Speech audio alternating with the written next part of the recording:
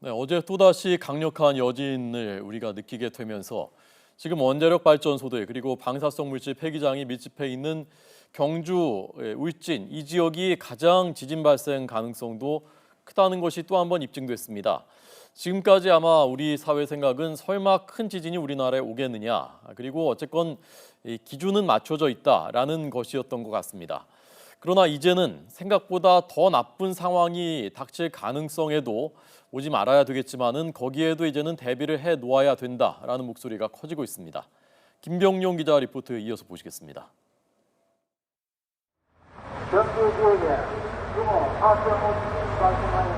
규모 5.8 강진에 이어 4.5의 강한 여진이 발생한 경주.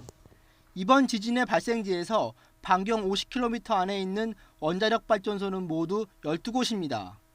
현재 가동 중인 원전 가운데 절반이 경주 인근 지역에 몰려 있는 셈인데 정부는 안전에 문제가 없다는 입장입니다. 원전 지하 10km 지점에서 지진이 발생해도 규모 6.5에서 7까지는 견디도록 설계되어 있다는 겁니다.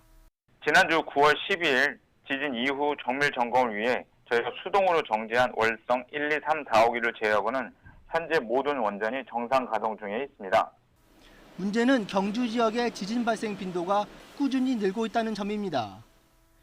경주 월성원전 반경 30km 안쪽에서 발생한 지진은 지난 1981년부터 1990년까지 3차례에 그쳤지만 1991년부터 10년 동안은 9차례, 2001년부터 10년 동안은 12차례 발생했습니다. 여기에 2011년부터 재작년 9월까지는 무려 14차례나 지진이 발생하는 등 증가 추세에 있습니다. 규모 5.0 이상 고강도 지진의 주기도 빨라지고 있습니다.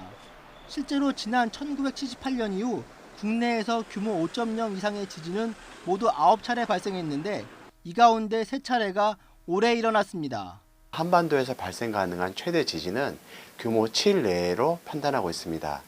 향후 보다 더 큰 지진이 발생하게 될 경우 원전에 피해가 없을지에 대한 면밀한 조사도 필요합니다. 이에 따라 지진을 일으킬 수 있는 활성화 단층에 대한 정밀 조사와 함께 신속한 원전 위기 대응 체계를 마련해야 한다고 전문가들은 조언합니다. YTN 김병용입니다.